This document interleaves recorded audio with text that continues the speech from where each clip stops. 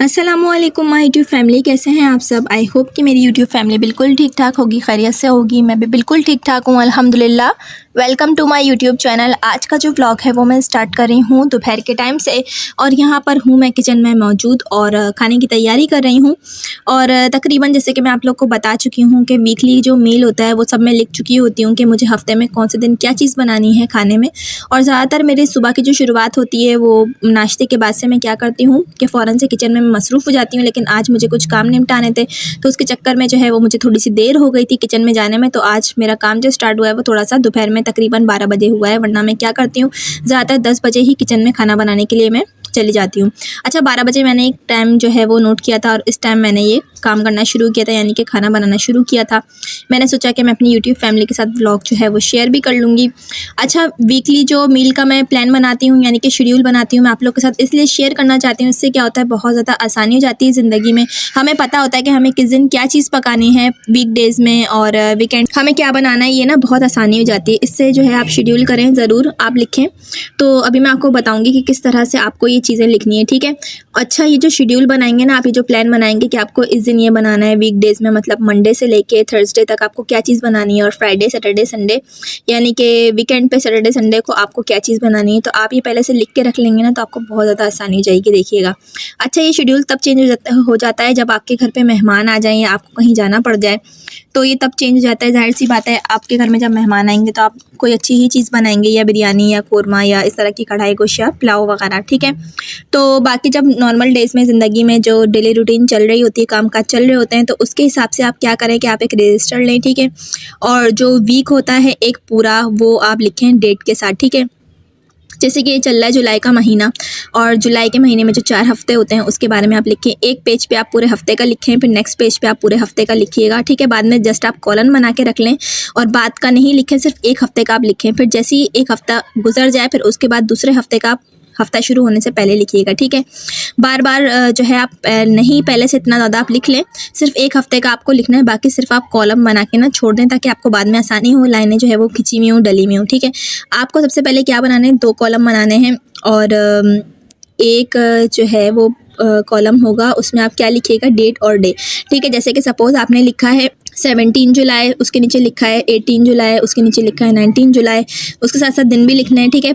7 दिन आपने पूरे कंप्लीट लिख दिए, ठीक है। और उसके सामने आपको खाने का नाम लिखना है कि आपको कौन सा खाना बनाना है। जैसे कि आज थर्सडे था और आज की डेट के सामने लिखा हुआ था कि कीमा और करेले, मैंने सोचा था कि मैं ये बनाऊंगी। तो इससे क्या होता है, मुझे बहुत ज़्यादा आसानी जाती है। अक्सर चीज़ें जो है वो ज़्यादा रिपीट भी नहीं होती खाने की, और थोड़ा सा डिफरेंट जो है वो टेस्ट भी जाता है, घर वालों को मिल जाता है।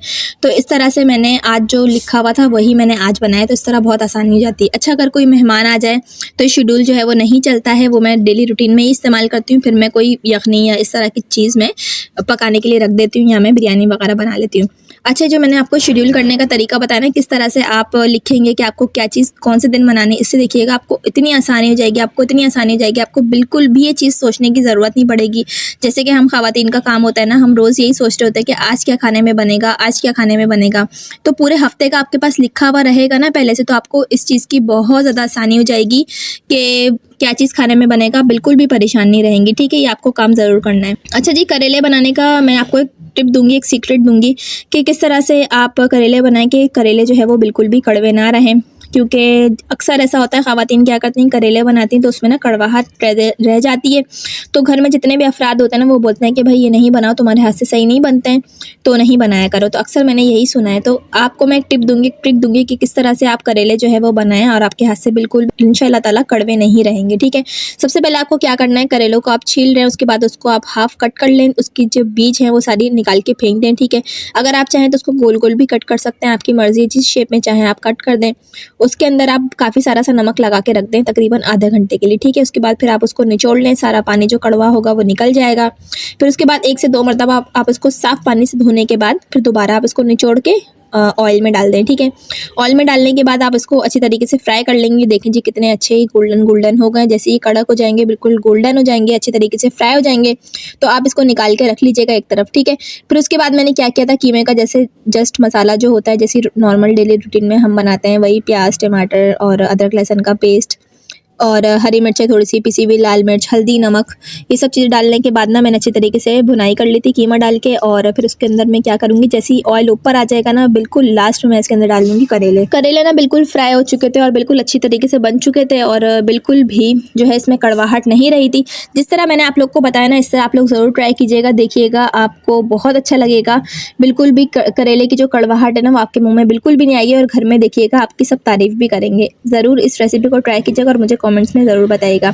अच्छा जी, शाम का टाइम हो रहा था और बच्चों ने फरमाइश की थी फ्रेंच फ्राइज़ की, तो मैंने थोड़े से बच्चों को फ्रेंच फ्राइज़ भी बना के दे दिए थे। फिर उसके बाद हस्बे मामूल रोज़ में क्या करती हूँ, थोड़ी सी अजवाइन और थोड़ी सी सफ़ेद जीरे का ना मैं कहवा बना के पीती हूँ। इससे क्या होता है कि यूटीआई होता है, यानी यूरिनरी ट्रैक्ट इन्फेक्शन जो हो जाता है, उससे भी काफ़ी सारा आसानी हो जाती है, क्योंकि अक्सर जो है वो हो जाता है ख़वातीन को। तो मैं इसको यूज़ करती हूँ। उसके बाद मुझे एक जो है वो चूरन भी बनाना था, एक चूरन की तरह ही होता है तकरीबन। इससे क्या होता है, बिल्कुल भी अगर आपको गैस हो रही है, आपको पेट में तकलीफ़ हो रही है, दर्द हो रहा है, गैस का प्रॉब्लम हो रहा है, तो आप क्या करें, अजवाइन को भून के रख लें, उसको आप कूट लें। फिर उसके बाद आप उसमें ना काला नमक शामिल करने के बाद और उसको ना एक जगह महफूज कर लें, ठीक है। अजवाइन को आपको ना बिल्कुल बारीक कूटना है, हावन दस्ते में, इमाम दस्ते में आप उसको कूट लें। और फिर अच्छी तरीके से आपको कूटने के बाद आप उसके अंदर ना काला नमक शामिल करके उसको एक बहुत ही बिल्कुल साफ़ सुथरे थे, यानी इसमें बिल्कुल भी पानी ना हो, खुश्क डब्बे में आप उसको स्टोर कर लें। जब भी कभी आपको लगे आपके पेट में तकलीफ़ हो रही है, गैस हो रही है आपको, तो आप क्या करें, इसको बस हल्का सा चाट लें, ठीक है। काला नमक इसमें बहुत कम शामिल करिएगा, क्योंकि काला नमक क्या होता है, ज़्यादा खाने से क्या होता है कि ब्लड प्रेशर बहुत जल्दी हाई हो जाता है, तो बहुत कम आप इसमें डालिएगा, ठीक है। जस्ट आपको एक चुटकी चाटना है। इससे क्या होगा कि बहुत ज़्यादा गैस अगर हो रही होगी तो वो सारी जो है ख़त्म हो जाएगी, ठीक है। आज का व्लॉग बस मैंने इतना ही बनाया था। होप आपको अच्छा लगा होगा, पसंद आया होगा। चैनल पर नए हैं तो ज़रूर सब्सक्राइब कर दीजिएगा, वीडियो पसंद आई हो लाइक भी ज़रूर कर दीजिएगा। मिलती हूँ मैं आपसे नेक्स्ट व्लॉग में, यानी कि कल। जब तक के लिए अल्लाह हाफिज़।